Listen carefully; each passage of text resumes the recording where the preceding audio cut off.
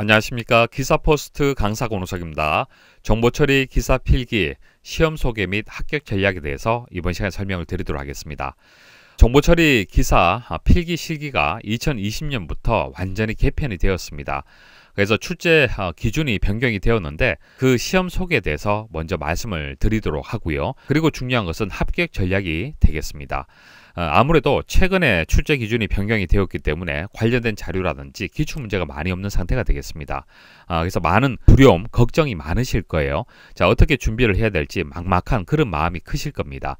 특히 비전공하신 분들은 더더욱 준비하시는데 어려움이 많으실 거예요. 그래서 어떻게 하면은 최소의 노력으로 합격할 수 있는지 그 방법을 말씀을 드리도록 하겠습니다. 독학을 하게 되면은 합격은 물론 할 수 있지만은 이렇게 둘러서 갈 수밖에 없는 거예요. 그래서 기사포스트에서는 최근에 출제되었던 기출문제까지 정리를 해서 강의와 교재를 새롭게 제작을 해서 제공을 해드립니다. 그래서 최적의 길을 안내를 해드리도록 할게요. 어떻게 하면 지름길로 해서 정보처리 기사 자격증을 취득할 수 있는지 그 방법을 지금부터 알려드리도록 하겠습니다. 먼저 합격률을 분석을 해보도록 하겠습니다. 합격률을 분석하는 것은 상당히 중요합니다. 분석된 결과를 가지고 앞으로 어떻게 시험에 출제가 될 것인지 예측이 가능하죠. 예측을 하게 되면 효과적인 학습이 가능한 겁니다. 최근에 기출되었던 문제들을 분석을 해서 합격률을 보면은 64%, 54%, 그래서 60%에서 한 50% 정도로 해서 합격률이 나오고 있습니다. 쉽게 출제가 된다라고 보시면 되는 거예요. 그래서 강의 중에 중요하다라고 말씀드리는 그런 내용 위주로 해서 보시면은 누구나 합격할 수 있는 수준이다, 그렇게 보시면 됩니다.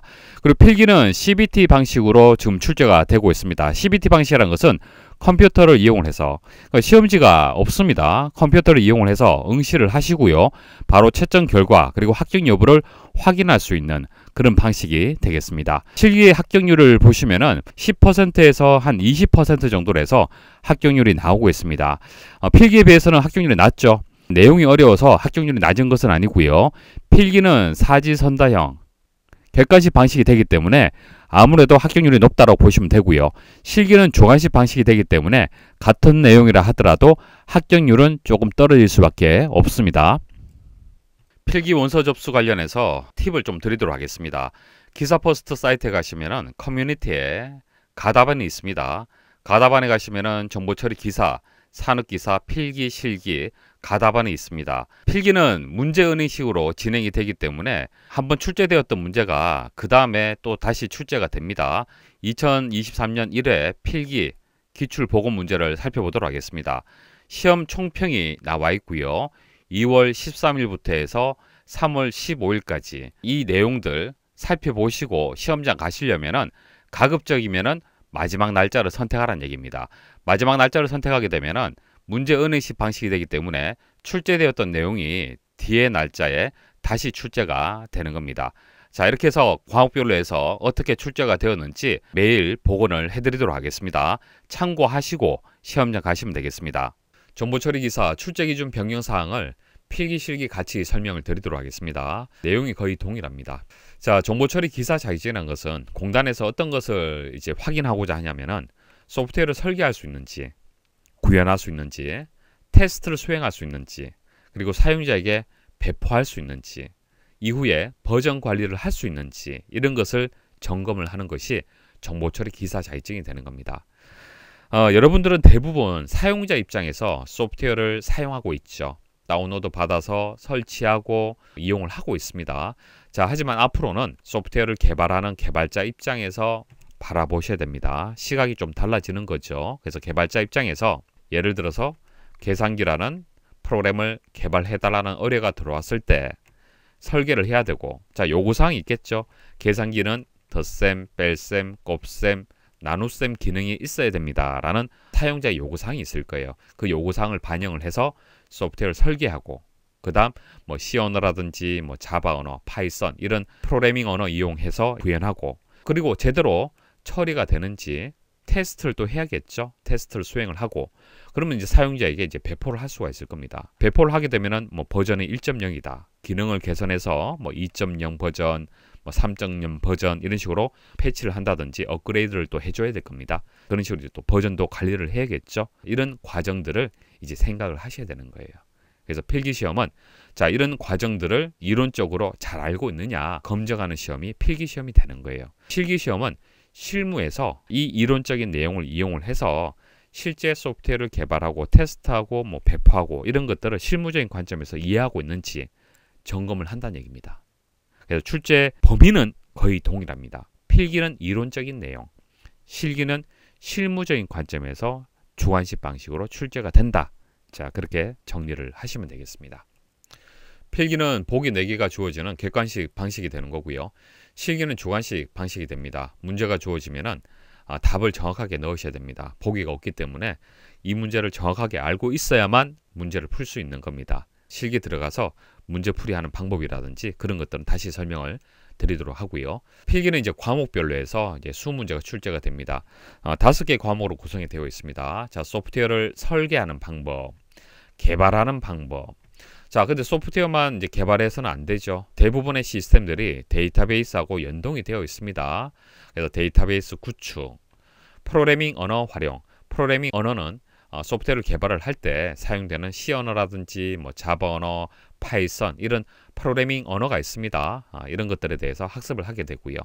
그리고 시스템을 어떻게 구축을 하는지, 자, 정보 시스템을 어떻게 구축을 하는지 구축하기 위한 내용들, 그런 것들도 학습을 하게 됩니다. 자, 이렇게 5개의 과목으로 구성이 되어 있고요. 20문제씩 출제가 되기 때문에 총 이제 100문제가 출제가 됩니다. 평균 60점 이상이면 합격이에요. 12문제 정도 맞추시면 합격 점수가 된다는 얘기입니다. 주의할 점은 이제 과락이 있습니다. 과목별로 해서 7개 이하를 맞추게 되면은, 그러니까 35점이 되겠죠. 35점 이하가 있는 과목이 있다라면은 나머지 다 뭐 100점, 100점, 100점이다 하더라도 불합격 처리가 됩니다. 주의를 하셔야 돼요. 시험 시간은 2시간 30분인데 시간은 뭐 충분합니다. 시간이 부족해서 불합격했다라는 분은 없습니다. 실기는 이제 약 20문제가 출제가 됩니다. 필기는 이제 100문제 정도가 출제가 되는데 이건 뭐 객관식이 되기 때문에 그렇게 출제가 되는 거고요. 실기는 이제 주관식 방식이 되기 때문에 한 20문제가 출제가 됩니다. 60점 이상이면 합격 점수가 됩니다. 12문제 이상이면 합격 점수가 된다는 얘기입니다. 그리고 이제 실기는 과락이 없어요. 그리고 시간은 2시간 30분입니다. 충분한 시간이 될 겁니다. 실기 출제 범위를 보시면은 빨간색으로 표시하면 이 부분이 이제 출제가 되는 겁니다. 필기는 이제 5개 과목으로 이렇게 구성이 되어 있고요. 자, 과목별로 해서 세부 항목들이 이렇게 나와 있는데 실기는 과목이 아니고 항목으로 구성이 되어 있습니다. 자, 12개 항목으로 출제 범위가 정해져 있고요. 그래서 요구사항 확인, 화면 설계, 데이터 입출력 구현, 통합 구현, 제품 소프트웨어 패키징 이런 식으로 해서 출제가 됩니다. 그래서 필기 내용을 제대로 학습을 하게 되면은 실기 준비가 그렇게 어렵진 않습니다. 물론 주관식으로 출제가 되기 때문에 주관식 방식에 맞도록 학습을 해야 되는 부분은 있지만은 기본 바탕은 필기에서 배웠던 내용들이 기본적으로 출제가 됩니다. 그래서 필기를 제대로 준비하는 것이 아주 중요하다 그렇게 말씀을 드릴 수가 있습니다. 그래서 필기 학습을 할 때 제대로 준비를 하셔야 돼요. 단순히 뭐 암기하고 지나가시는 것이 아니라 이해를 하면서 학습을 해야만 실기 준비하는 데 있어서 시간이 많이 단축이 될 겁니다. 강의가 어떻게 진행이 되는지 설명을 좀 드리도록 하겠습니다. 현재 제 강의를 들으시는 분들이 물론 전공하신 분들도 계시겠지만 비전공하신 분들이 상당히 많으실 겁니다.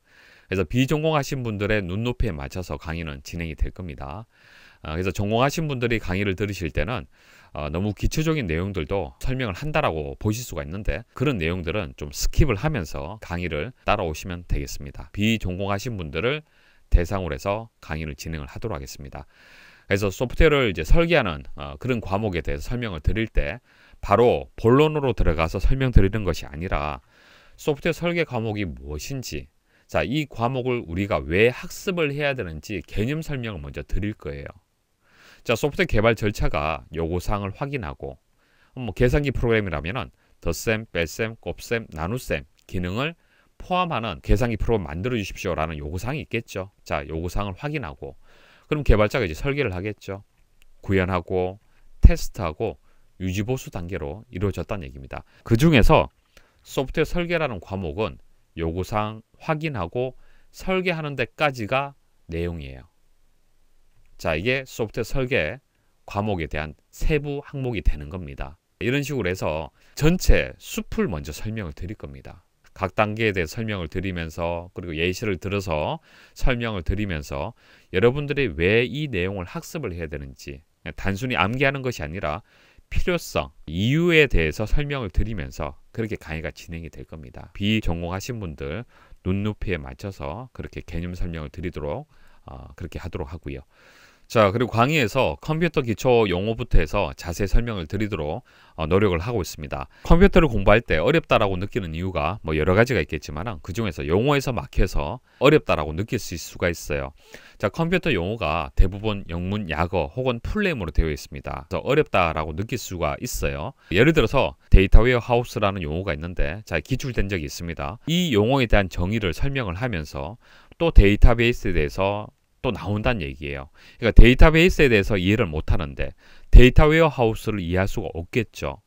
그래서 데이터베이스에 대해서 직접적으로 출제되지는 않을 수 있지만 데이터베이스에 대해서 기본적인 내용을 알고 있어야만 데이터 웨어하우스라는 용어를 이해할 수 있기 때문에 데이터베이스에 대해서 먼저 설명을 드린다는 얘기입니다. 자, 이런 식으로 강의가 진행이 될 거예요. 컴퓨터가 어렵다라는 생각을 갖지 않도록 최대한 용어를 쉽게 설명을 드릴 수 있도록 그렇게 노력을 하도록 하겠습니다. 그래서 예를 들어서 뭐 시스템이 있다. 그럼 시스템이란 것이 뭐 여러 분야별로 해서 정의가 다 다를 수 있잖아요. 그죠? 그래서 컴퓨터에서는 어떻게 정의를 내리고 있는지, 그리고 컴퓨터 시스템을 예를 들어서 하드웨어하고 뭐 소프트웨어로 구성이 되어 있고 하드웨어는 본체가 있고 뭐 주변 장치가 있다. 뭐 주변 장치에는 마우스, 키보드 이런 것들이 있다. 이런 식으로 해서 예를 들어서 설명드리면서 그렇게 강의를 진행을 하도록 하겠습니다. 사실 이런 내용들은 출제되지는 않습니다. 뭐 기사 수준에 맞지는 않죠.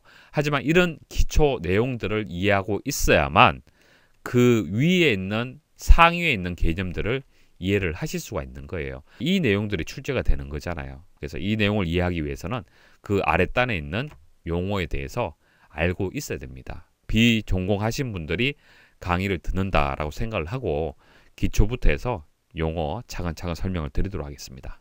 그리고 암기가 아니라 이해를 해서 응용할 수 있는 그런 능력을 키워드리도록 하겠습니다. 암기를 하게 되면 그 문제는 맞출 수 있지만 새로운 유형의 문제는 맞출 수가 없잖아요. 그죠? 그래서 이해를 기반으로 해서 문제를 풀 수 있도록 그렇게 강의가 진행이 됩니다. 자, 예를 들어서 데이터베이스에서 데이터 무결성이라는 것이 있습니다. 데이터 무결성이 데이터베이스에서 상당히 중요한 개념이 되겠습니다. 자, 이런 데이터 무결성에 대한 위배, 자, 이런 내용들이 왜 나오는지, 그러니까 데이터베이스가 왜 도입되게 되었는지, 파일 시스템의 문제점을 설명을 드리면서 자연스럽게 이 용어에 대해서 이해를 하실 수 있도록 그런 식으로 강의가 진행이 되겠습니다.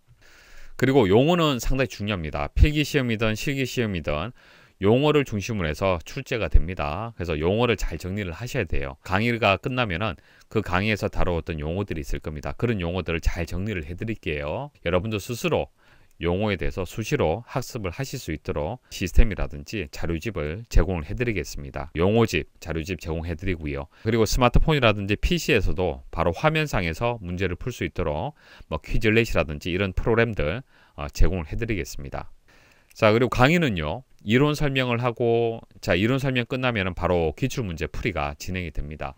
C&O에 대해서 이제 학습이 끝났잖아요. 그죠? 자, 끝나게 되면은 C&O에 관련된 기출문제 있을 거고요.